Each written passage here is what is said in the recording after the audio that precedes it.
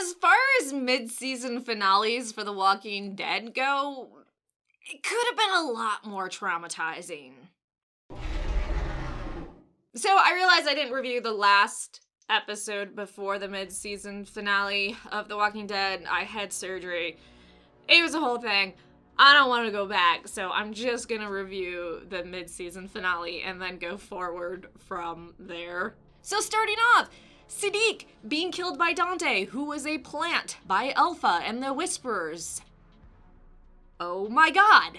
One, seeing Siddiq going through his PTSD and surviving in the barn and seeing all that horrific stuff and him then dying was beyond awful, and I did not see that happening. In fact, the episode before the mid-season finale, I was like, oh no, he's pretending he's dead.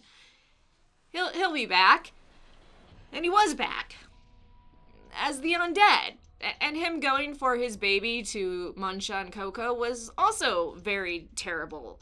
I guess I want to say for the record, I never liked Dante, but I didn't like him because I thought he was a plant. I just thought he was one of those egotistical, overly arrogant doctors. We've all met those people that think they are God themselves because they went to medical school.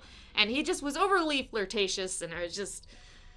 Yeah, I didn't like Dante in the comics either, so, I mean, I guess there's that. Maybe I had some bias from that, but I didn't think he was going to be a plant. That was really fucked. So that was an awesome twist.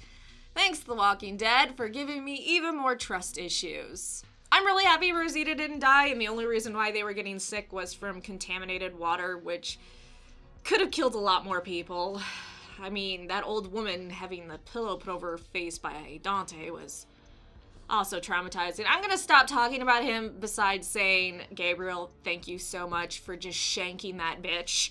That was the most amazing thing I think you've ever done, even though I think you and Rosita aren't the greatest couple, but I give you a lot of points for shanking him. Fuck that guy. I love in Oceanside when Judith disappeared, like, doesn't run in that family. Carl just disappears, Judith just disappeared. Of course, she disappeared for a good reason, to keep a watch on the new guy. I also like how Michonne found Judith after Judith called to her and she said, good girl, but it sounded like how you'd say it to a dog, not your child. It was a little weird. So I'm assuming Michonne going to the naval base on the island to get weapons is going to be how Michonne's actress eventually steps away from The Walking Dead because she has that mad Marvel money now. I'm not really sure how they're going to do it, but I do like the idea of them getting bigger and better weapons to take on threats and to keep their community safe. Daryl dual wielding the two knives is so awesome. I don't know why, but when people dual wield weapons, I just love it. I think it's the most amazing thing ever. By the way, Connie holding up that sign, anything for us. Daryl and Connie, they just need to fuck. Come on, AMC. Give it to us. I don't really feel like Carol and Daryl and their whole group are in that much of a bind with the Horde. I mean, they're down below. They can just start killing them. I mean, maybe they die of dehydration, but I don't know. I understand there's a lot in the Horde. There's a lot of undead. I just feel like the position they're in, you could slowly start killing them. You guys are gonna be fine. Come on. Like, they're gonna kill off Daryl. Right? So as for mid-season finales, I really liked this one, and I think they could have ripped out our hearts a whole lot more, but I don't think any of the cliffhangers are too crazy. Obviously, Carol and Daryl aren't going to die. I don't feel like they're in a terrible position with the Horde.